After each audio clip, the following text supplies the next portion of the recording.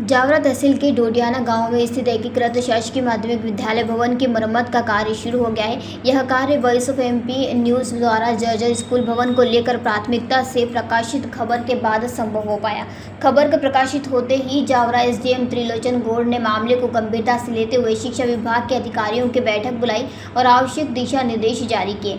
डोडियाना गाँव के इस विद्यालय की हालत काफ़ी खस्ता हो गई थी, जहाँ बच्चे जर्जर भवन में पढ़ाई करने को मजबूर थे। शिक्षकों और विद्यार्थियों को हमेशा किसी अप्रिय हादसे की आशंका बनी रहती थी। इसी को लेकर वॉइस ऑफ एमपी के रिपोर्टर पवन धाकड़ ने ग्राउंड जीरो से रिपोर्ट तैयार कर चैनल के माध्यम से इसे प्रमुखता से उजागर किया था। इसके बाद प्रशासन हरकत में आया और जावरा एसडीएम ने शिक्षा विभाग के साथ बैठक कर जर्जर स्कूल भवनों को चिन्हित कर उन्हें डिसमेंटल करने के निर्देश दिए। बैठक में डोडियाना स्कूल का मुद्दा भी सामने आया, जिस पर तुरंत एक्शन लेते हुए ग्राम पंचायत को मरम्मत की जिम्मेदारी सौंप दी गई है। जानकारी के अनुसार फिलहाल विद्यालय भवन की दीवारों की मरम्मत, फर्शों का नवीनीकरण, खिड़कियों की मरम्मत और अन्य आवश्यक सुधार कार्य किए जा रहे हैं। संकुल प्राचार्य श्रीमती भारती भावसार ने भी डोडियाना पहुंचकर चल रहे मरम्मत कार्यों का जायजा लिया और संबंधित अधिकारियों को उचित दिशा निर्देश दिए।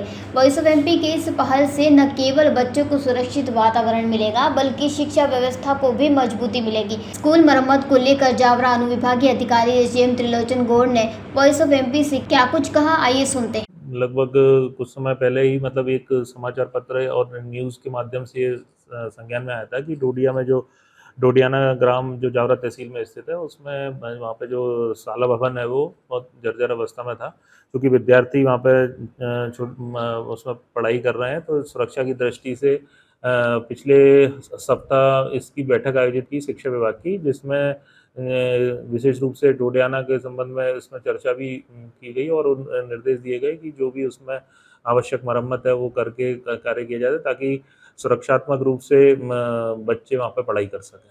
तो सर इसमें राजस्व की तरफ से ये करवाया जा रहा है या फिर ग्राम पंचायत? नहीं, एक्चुअली ये मेरे द्वारा समीक्षा की गई थी। ये लगभग सभी पिपलौदा, जावरा, सभी पूरे ब्लॉक में स्थित सभी स्कूलों के संबंध में समीक्षा की गई थी कि कोई भी ऐसे भवन नहीं रहे जिसमें कि जर्जर हालत में हो या जीर्ण शीर्ण अवस्था में हो, और जिससे कहीं ना कहीं बच्चों की सुरक्षा को लेकर के कोई खतरा उत्पन्न ना हो। इस संबंध में एक सामान्य निर्देश जारी किए गए थे। डोडियाना चूंकि विशेष रूप से खबर संज्ञान में आई थी, तो इसलिए इसके लिए विशेष रूप से अलग स्पेशली निर्देश दिए गए थे कि वो उसमें मरम्मत की कार्रवाई की जाए। जावरा से पवन धाकड़ की ये रिपोर्ट।